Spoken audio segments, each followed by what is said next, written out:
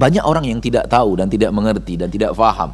Hadis Nabi SAW, khairukum li ahlihi, sebaik-baik kalian adalah yang terbaik kepada keluarganya, kepada istri dan anak-anaknya. Hadis ini adalah hadis yang menerangkan siapa lelaki terbahagia di permukaan bumi. Bukan hanya sekedar perintah untuk berbuat baik kepada istri dan anak-anak, enggak. Karena kita katakan tadi, kunci kebahagiaan ada di mana? Di rumah tangga. Ketika seorang lelaki telah menjadi lelaki terbaik kepada keluarganya, rumah tangganya bahagia. Kalau rumah tangganya bahagia, dia akan menjadi lelaki bahagia. Bismillahirrahmanirrahim.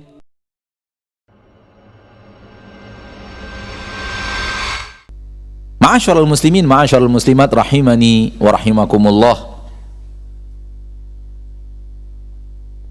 Siapapun di antara kita yang ingin menjadi manusia bahagia, hidup di permukaan bumi, dia wajib faham dan mengerti bahwa kunci kebahagiaan itu di rumah tangga.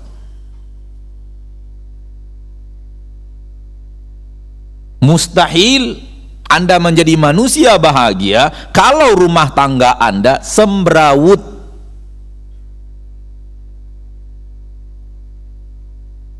Rumah tangga tidak memberikan kebahagiaan, harta sebanyak apapun tak ada artinya, pangkat setinggi apapun tak akan mengantarkan manusia kepada kebahagiaan. Karena kunci kebahagiaan itu letaknya di rumah tangga. Maka siapapun yang benar ingin bahagia, dia berkewajiban untuk ngurus rumah tangganya sehingga menjadi rumah tangga yang nyaman, rumah tangga yang dia idam-idamkan, tentu sesuai dengan syariat, karena Allah Tabaraka wa Ta'ala telah mengajarkan segala-galanya kepada manusia.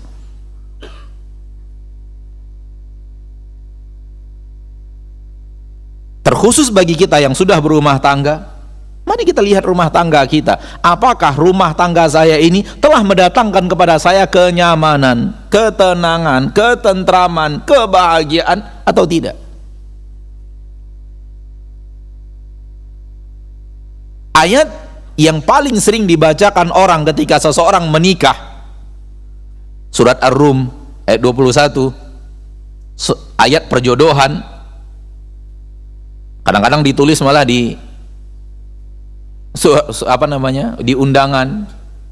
Dan kalau antum nanti buat surat undangan, jangan tulis ayat itu. Itu bahagian dari Islami yang bukan Islami, kayak Islami tapi nggak Islami. Kenapa ayat itu, undangan itu akan dicampakkan orang, diinjak oleh kaki, dimasukkan tong sampah, dan ayat-ayat Allah tidak berhak berada di sana. Buat saja undangan, buat gambar bunga, buat gambar rumah bahagia gitu. Tapi ayat Allah dimasukkan di dalam hal-hal tersebut. Wa min ayatihi an khalaqa lakum min anfusikum azwaja litaskunu ilaiha. Di antara tanda-tanda kebesaran Allah ketika Allah menciptakan untuk kalian dari jenis kalian sendiri pasangan-pasangan. Untuk lelaki diciptakan wanita, untuk wanita akan diciptakan laki-laki, pasangan dari jenis kalian sendiri. Tujuannya apa? Litaskunu ilaiha, agar kalian tenang dan tentram bersama pasangan itu. Lihat baik-baik di mana Allah letakkan ketenangan dan ketentraman. Jawabannya di pasangan, bukan di kedai kopi.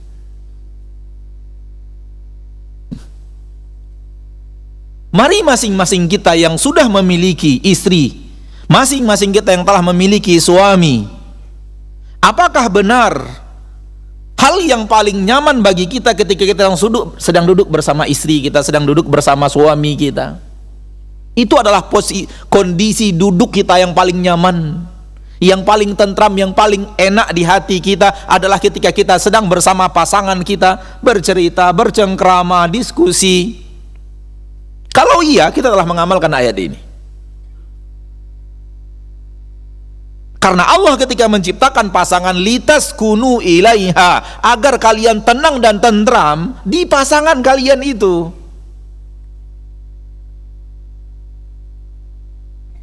Coba cari di dalam ayat Al-Quran, dalam hadis Nabi, mana jabatan memberikan kebahagiaan, memberikan ketenangan dan ketentraman. Mana popularitas yang akan memberikan ketenangan dan ketentraman? Gak ada. Maka sehebat apapun Anda memegang sebuah jabatan, sebesar apapun perusahaanmu, sebanyak apapun karyawan Anda, seterkenal apapun dirimu, kalau bersama pasangan tidak nyaman, selamat menderita.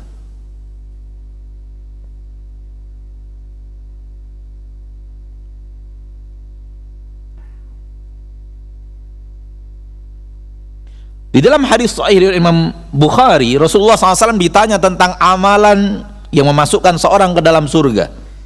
Rasul menunjuk lisannya seraya berkata sallallahu alaihi wasallam, amsik alaika hadha, tahan lisanmu ini, wal yasa'ka baituk, dan hendaklah rumahmu lapang bagimu.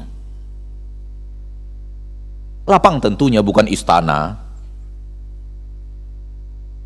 bukan dilapangkan dari sisi luas rumah, karena kita tahu bagaimana rumah Rasul kita sallallahu alaihi wasallam, 3 kali 5 meter, di situ ruang tamu, di situ kamar, di situ dapur dan semacamnya.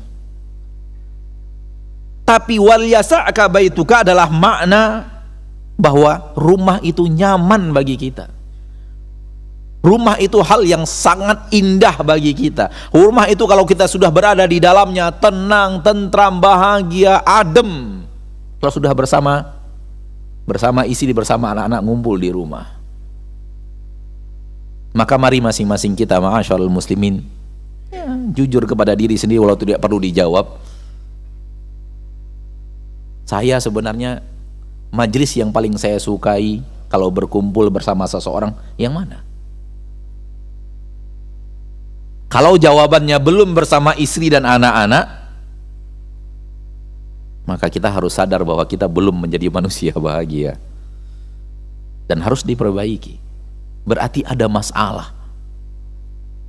Ada masalah dalam hubungan itu. Dan itu yang telah perlahan tapi pasti mengusir kita dari koridor kebahagiaan.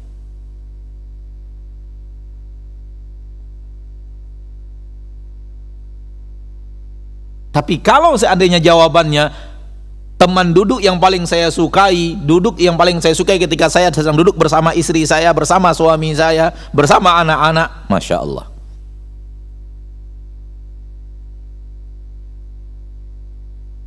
Berarti Anda sudah dekat dengan firman Allah Tabaraka wa Ta'ala, tinggal disaksikan lagi setelahnya lagi ngapain bersama itu. Kadang-kadang ada juga orang bahagia bersama, semu duniawi, bersama istri nyaman nonton film. Bukan itu maksudnya. Baik. Di dalam Al-Quranul Karim Allah berbicara tentang pondasi keluarga, pondasi rumah tangga. Terdapat di dalam Al-Quran surah Al-Ahzab ayat yang ke 28 dan 29. Allah Tabaraka wa Ta'ala berfirman, ya ayyuhan nabiyyu qul li azwajika in kuntunna turidnal hayatad dunya wa zinataha fata'alaina umatti'kunna wa usarrihkunna sarahan jamila wa in kuntunna turidna Allaha wa rasulahu wad daral akhirah fa inna Allaha a'adda lil muhsinati minkunna ajran 'azima. Yang artinya, wahai Nabi, katakan kepada istri-istrimu, Dan ayat ini diturunkan oleh Allah Tabaraka wa Ta'ala kepada ketika istri-istri Nabi minta tambah belanja bulanan, yang membuat Rasul bersedih. Panjang ceritanya, namun kita tidak ingin masuk kepada kisah itu, dan sebahagian kita sudah pernah mendengar dari para asatidz yang lain, namun kita ingin membahas di bahagian rumah tangganya. Katakan kepada istri-istri engkau, wahai Rasul, wahai Nabi, in kuntunna turidnal hayatad dunya, kalau kalian menginginkan kehidupan dunia, wazinataha, dan harta yang ada di dalamnya, perhiasan dunia yaitu harta, fata'alaina, mari ke sini, umatti'kunna, aku berikan kepada kalian permintaan-permintaan kalian itu, wa usarrihkunna sarahan jamila, dan setelah itu aku akan ceraikan kalian dengan perceraian yang baik.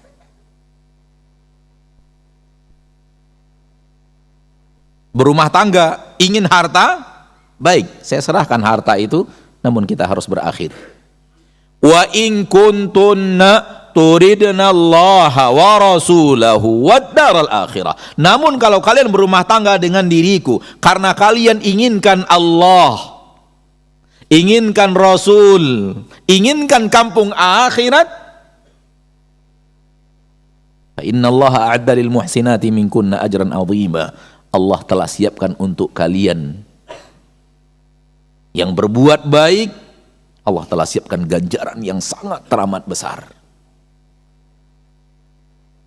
Lihat, kalau kalian berumah tangga denganku, inginkan kampung inginkan Allah, inginkan Rasulullah, risalah Islam, inginkan kampung akhirat, ini yang kita namakan pondasi rumah tangga. Kita membangun rumah tangga kita di atas pondasi apa? Karena terlalu banyak orang membangun rumah tangganya, pondasinya pondasi cinta. Saya cinta dia, saya nikahi dia karena saya cinta dia. Apa beda dirimu dengan si kafir dari Kanada? Dia juga berumah tangga atas dasar cinta. Apa yang membedakan diri seorang mukmin muslim, beriman kepada Allah, beriman kepada Rasulullah, beriman dengan Al-Quranul Karim, apa yang membedakan dia dengan orang lain? Sekiranya rumah tangga itu atas dasar cinta, atas dasar tampang, kegantengan, kecantikan, harta, nama. Orang mukmin punya tujuan yang berbeda dengan tujuan orang-orang yang tidak beriman. Orang mukmin ada maksud dan tujuan setelah kehidupan dunia, dan tujuannya tidak berhenti dengan sesuatu yang ada di permukaan bumi, termasuk rumah tangga. Orang mukmin ingin rumah tangganya berakhir sampai ke surga.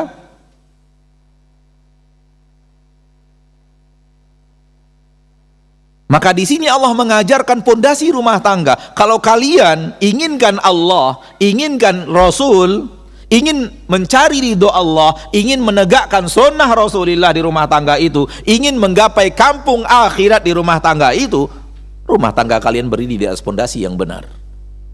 Ada ganjaran besar untuk orang-orang yang melakukan itu di sisi Allah di kampung akhirat.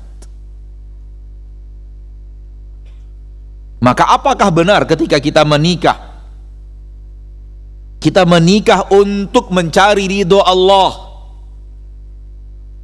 menikah untuk menegakkan sunnah Rasulullah Sallallahu Alaihi Wasallam, menikah untuk mendapatkan tempat terbaik di surga Allah? Kalau iya, fabiha wa ni'mat. Alangkah mulianya, alangkah nikmatnya rumah tangga yang benar-benar berdiri di atas pondasi ini. Dan sekiranya tidak, masih ada kesempatan untuk memperbaiki toh. Sekiranya dulu kita lalai, menikah karena menikah seperti orang-orang, sebelum ada datangnya kematian, ada kesempatan untuk memperbaiki.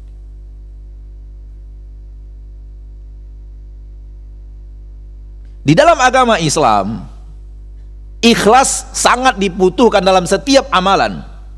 Wa ma umiru illa liya'budullaha mukhlishina lahuddin. Salah satu di antaranya di rumah tangga. Maka mencari ridho Allah di rumah tangga, bahagian daripada ayat ini Manusia tidak diperintahkan kecuali untuk beribadah kepada Allah, mengikhlaskan. Rumah tangga bagian daripada ibadah, harus dijalani dengan penuh keikhlasan. Berumah tangga untuk mencari ridho Allah, berumah tangga untuk mendekatkan kita kepada Allah, berumah tangga untuk menegakkan di rumah tangga itu sunnah Rasulullah sallallahu alaihi wasallam, di atas jalan Rasulullah sallallahu alaihi wasallam, dan berumah tangga untuk target yang mulia, yaitu surga Allah tabaraka wa taala. Kalau itu yang menjadi pondasi rumah tangga kita, alangkah luar biasanya. Jangan terjebak dengan kebiasaan manusia menikah, kita menikah, tujuan menikah nggak jelas, orientasi menikah tidak jelas, rumah tangga dibangun di atas apa tidak jelas. Yang akan terjadi dan paling sering terjadi adalah jenuh di rumah tangga.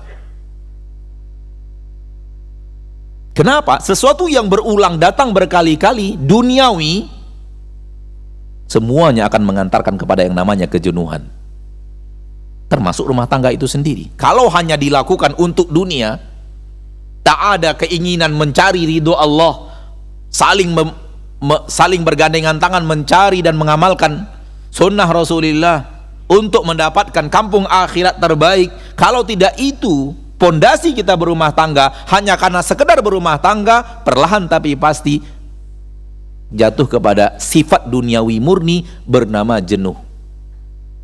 Dunia dengan segala isi dan perilakunya, kalau itu murni duniawi, tak akan mengantarkan kecuali kepada kejenuhan. Tidak percaya? Makanlah setiap hari makanan yang sama. Hasil akhirnya jenuh. Duduklah setiap hari di tempat yang sama. Hasil akhirnya jenuh. Pakailah setiap hari kendaraan yang sama, hasil akhirnya jenuh.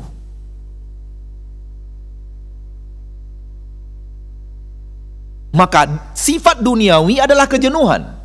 Hal yang sama kalau kita berumah tangga, alasannya sama dengan alasan orang-orang yang berumah tangga untuk alasan dunia, bukan untuk alasan ibadah dan ketaatan kepada Allah. Jenuh.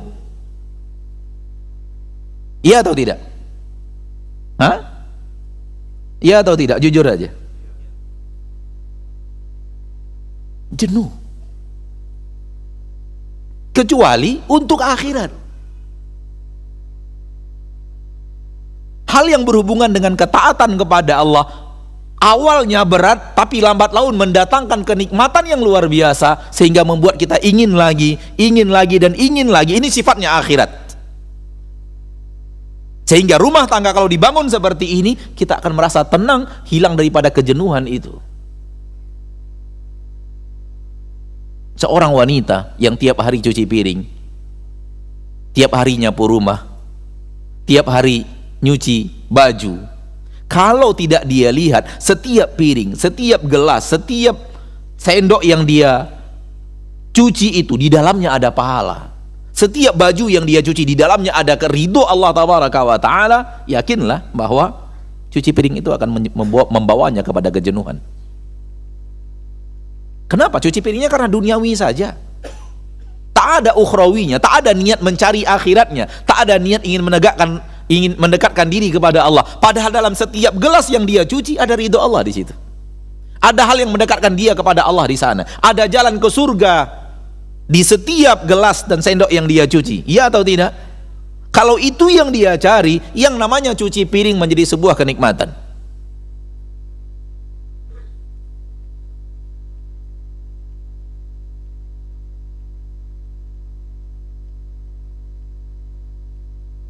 Karena yang dia inginkan dari rumah tangganya itu sesuatu yang tidak dilihat oleh orang-orang yang tidak beriman. Maka ini pondasi rumah tangga, ma'asyiral muslimin, ma'asyiral muslimat, rahimani wa rahimakumullah. Kalau sudah berdiri di atas pondasi rumah tangga ini, seminim apapun fasilitas, pasti bahagia. Hilangkan dalam diri kita keyakinan bahwa kalau fasilitas mewah, kalau fasilitas wah, itu pasti bahagia. Salah. Kebahagiaan tidak dijanjikan oleh fasilitas. Kalau kita berada di titik fasilitas minim, melihat orang berfasilitas mewah dan merasa fasilitas itulah yang telah membuat ini orang bahagia karena fasilitas mewah yang dia miliki, kita tertipu oleh fata morgana dunia. Bahagia itu letaknya ada di sini.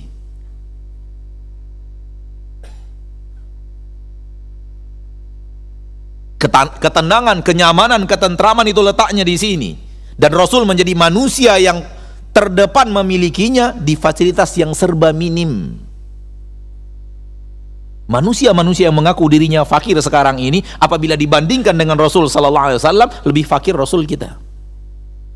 Manusia-manusia yang mengatakan dirinya sekarang ini kurang kalau dibandingkan dengan kehidupan Rasul kita, lebih kurang Rasul kita tercinta Muhammad sallallahu alaihi wasallam. Apakah itu menghalangi Rasul untuk menjadi lelaki paling bahagia di permukaan bumi? Tidak.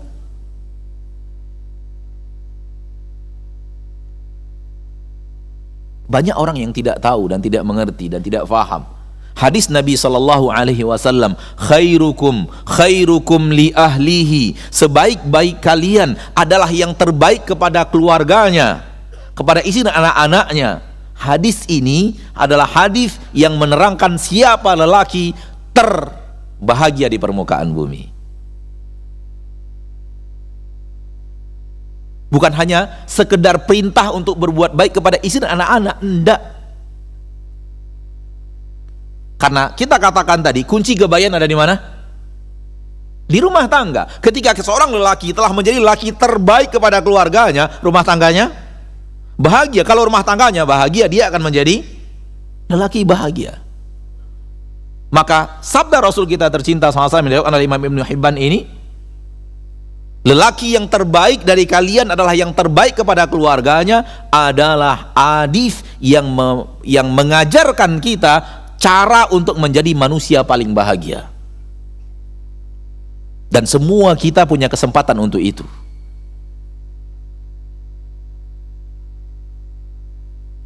Karena fasilitasnya bukanlah karena untuk mencapai lelaki paling bahagia itu bukan karena fasilitas rumah, kendaraan, jabatan dan yang lainnya, enggak. Akan tetapi bagaimana seorang lelaki menjadi lelaki yang terbaik kepada istri dan anak-anaknya. Ketika itu terjadi, itu dia miliki, dan semua kita punya kesempatan yang sama, ketika itulah dia menjadi lelaki yang paling bahagia di antara semua lelaki yang berkumpul. Hanya Allah yang tahu.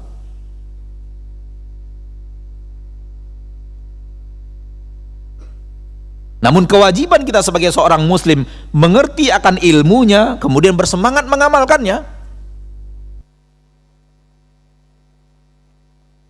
Hadis sahih Imam Muslim, Nabi SAW mengatakan, istausu bin nisa'i khaira, saling berwasiatlah kalian untuk memperlakukan wanita dengan baik. Apa maksudnya? Yang tadi, agar pasangan kalian menjadi tempat kalian mencari kenikmatan, kenyamanan, ketenangan, ketentraman.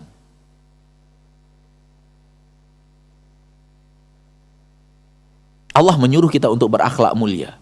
Ketika Allah menyuruh kita berakhlak mulia, yang terdepan, yang paling utama untuk kita berakhlak mulia kepadanya adalah orang yang paling dekat hubungannya dengan kita.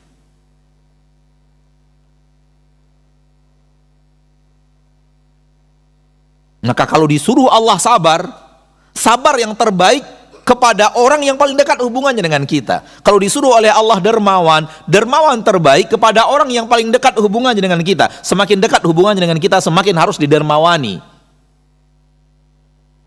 Kalau Allah menyuruh kita pemaaf, jadilah orang yang pemaaf yang terdekat dengan hubungannya dengan kita. Kalau kita disuruh berkata-kata lemah lembut, berkataan lemah lembut itu untuk orang yang terdekat hubungan dengan kita, semakin harus berlemah lembut. Itu konsep syariat. Karena di sana sini orang berlemah lembut kepada orang jauh, sementara orang dekatnya enggak. Dia bisa berakhlak mulia kepada orang yang jauh dari nasabnya, jauh dari hidupnya. Tetapi ketika dekat dengan orang-orang yang memiliki hubungan dengannya, salah seorang di antaranya di musim haji, istrinya datang kepada kita, Karena dalam satu kafilah berangkat, minta waktu untuk diskusi, kita berikan, lalu istrinya bilang begini, Ustadz, suami saya. Ustadz tahu siapa suami saya? Iya, saya tahu, karena satu kafilah berjalan.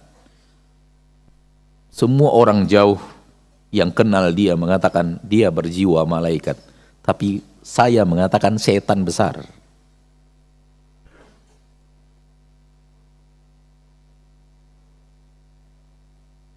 Dan para ulama telah mengingatkan, hati-hati dengan akhlak mulia kepada orang jauh. Orang dekat kita tidak mengatakan kita memiliki akhlak mulia. Siapa lelaki berakhlak mulia? Kalau istrinya yang mengakui dia berakhlak mulia. Siapa wanita yang berakhlak mulia? Kalau suaminya mengakui bahwa dia berakhlak mulia.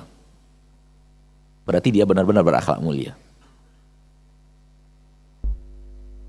Maka ketika Allah memerintahkan kita untuk berlemah lembut, ketika Allah perintahkan kita untuk bersabar, ketika Allah perintahkan kita untuk menjadi manusia pemaaf, jangan berpikir pertama kali orang jauh. Yang pertama kali itu istri, anak-anak, orang tua, saudara, paman dan bibi, sepupu, dan terus makin lama makin jauh orang-orang yang begini. Seperti itu pengamalan syariat. Seperti itu Allah memerintahkan kepada kita, ma'asyarul muslimin, ma'asyarul muslimat, rahimani wa rahimakumullah.